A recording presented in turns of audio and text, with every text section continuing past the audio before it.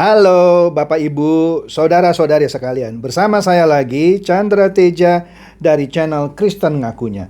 Channel yang membahas kekristenan yang murni, terbebas dari klinik dan pemahaman yang melenceng. Bagi Anda yang belum subscribe channel saya, silakan subscribe channel saya, tekan loncengnya agar Anda dapat notifikasi setiap kali saya mengupload video-video saya. Oke, pada kali ini saya akan melanjutkan bahasan saya mengenai apakah keselamatan itu bisa hilang, bagian kedua. Oke, pada bagian pertama saya sudah memberikan sedikit introduksi mengenai apakah keselamatan itu bisa hilang. Dengan contoh misalnya, seseorang itu awalnya terima Tuhan Yesus gitu ya. Waduh, aku bertobat, aku terima Yesus gitu ya. Dibaptis, rajin ke gereja, ya, bahkan rajin baca Alkitab, berdoa. Tetapi di tengah jalan, dalam perjalanan kehidupannya, entah kenapa ada sesuatu yang merasukinya. Dia berubah 180 derajat, ya.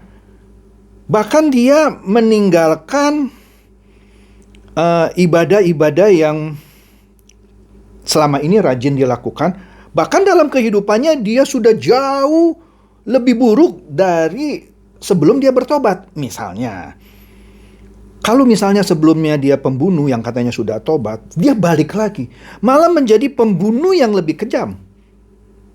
Padahal dia sudah terima Tuhan Yesus katanya, sudah dibaptis, rajin ke gereja. Tetapi di dalam perjalanan kehidupannya, yang sebelumnya dia itu penjahat, tadi saya ambil contoh pembunuh, kembali lagi menjadi pembunuh. Dan dia terus menekuni pekerjaannya sebagai pembunuh, dan sudah tidak ingat lagi ke gereja, tidak pernah lagi berdoa, tidak pernah lagi baca firman Tuhan, sampai ajal menjemput. Kan Anda setuju ya, orang seperti ini pasti tidak masuk surga dong.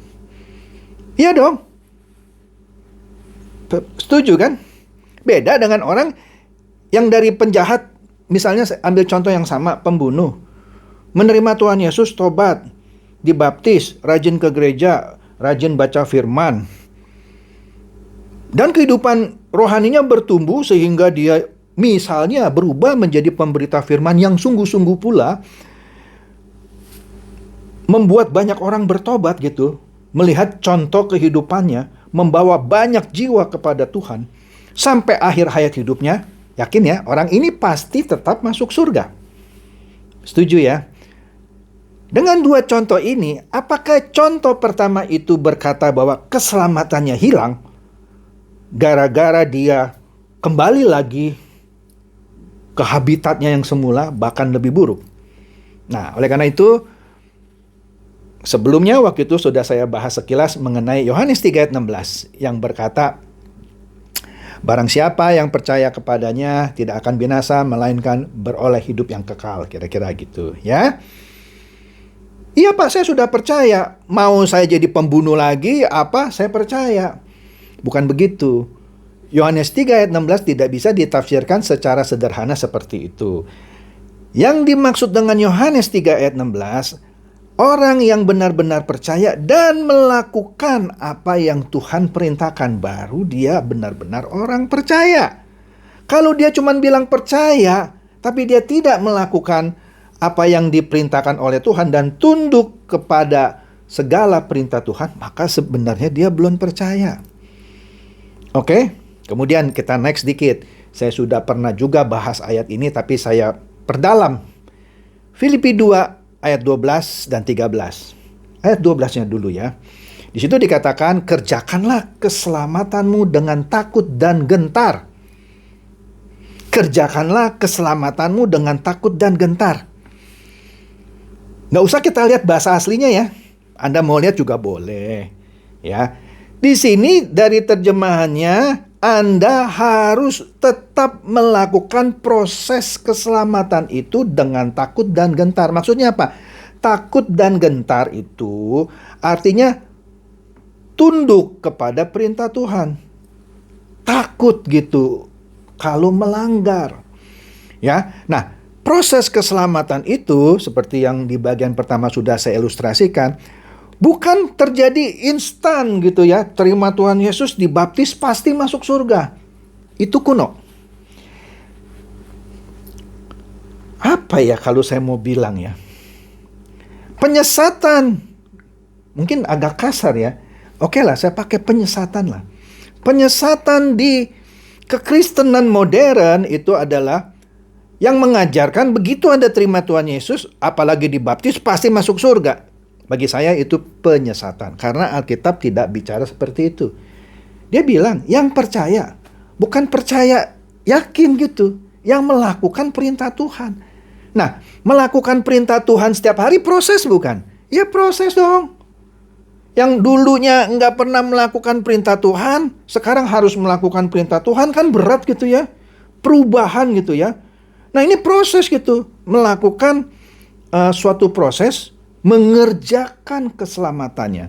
Nah keselamatan ini tidak bisa kita pandang hanya sekedar masuk surga. Yang diselamatkan ini apa? Perilaku kita, tabiat kita.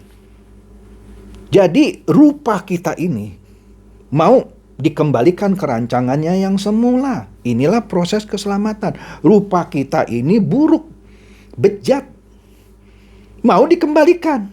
Itu bukan proses semalam begini.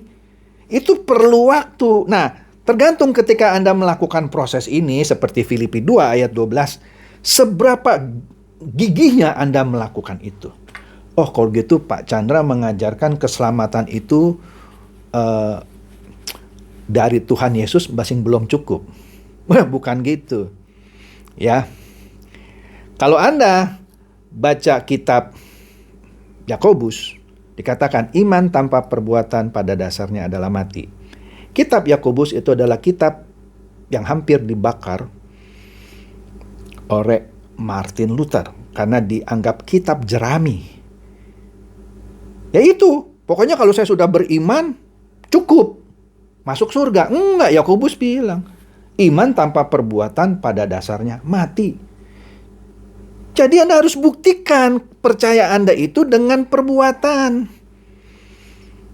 Jangan dibalik, oh berarti mengandalkan perbuatan ya untuk masuk surga. Bukan. Perbuatan itu sebagai bukti Anda percaya kepada Tuhan Yesus. Bukan karena perbuatannya itu Anda masuk surga. Kalau tidak karena pengorbanan Tuhan Yesus, Anda mau berbuat baik seperti apapun tidak akan masuk surga. Nah, Tuhan Yesus yang membuka jalan. Dengan pengorbanannya, dia buka itu jalan keselamatannya. Makanya Tuhan bilang, masuklah melalui pintu yang sempit dan sesak itu kan. Banyak orang yang akan berusaha masuk, tapi tidak akan dapat. Karena dia tidak berjuang. Padahal ayatnya bilang berjuanglah. Sungguh-sungguh gitu. Bukan hanya mau berusaha. Sungguh-sungguh berjuang melalui jalan yang sempit itu. Dan itu kan proses. Jalanannya sempit. Terus Anda jalani itu. Akulah jalannya. Jalannya hodos. Lorong panjang. Dan banyak lagi lah. Kalau mau dibahas ini tebel nih bukunya. Ya. Jadi intinya. Keselamatan manusia yaitu dikembalikan manusia ke rancangan yang semula dari rupanya yang bejat ini pelan-pelan menjadi yang diinginkan Tuhan Yesus yaitu sempurna seperti Bapa. Sempurna seperti Bapa, baca ayatnya. Haruslah engkau sempurna seperti Bapamu yang di surga sempurna. Masih mau menolak ayatnya. Masih mau menolak bahwa iman tanpa perbuatan pada dasarnya mati. Ya kalau Anda cuma percaya dibaptis, ya aku pasti masuk surga. Ya itu namanya Anda belum membuktikan dengan perbuatan Anda. Bahwa Anda mau melalui lorong yang panjang, yang sempit itu, ya terus disempurnakan. Yang sulit itu, ya kalau anak sekolah minggu kan bilang, di dalam dunia ada dua jalan. Yang lebar dan yang sempit. Mana kau pilih?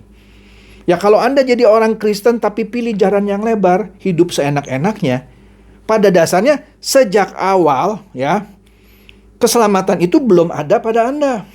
Tapi ketika Anda terus berusaha, ya, sampai pada satu titik kalau Anda giat berusaha, maka ketika rupa Anda dikembalikan ke rancangan semula, disitulah rupa Anda sudah diselamatkan. Nah, pada titik itu manusia tidak akan kembali.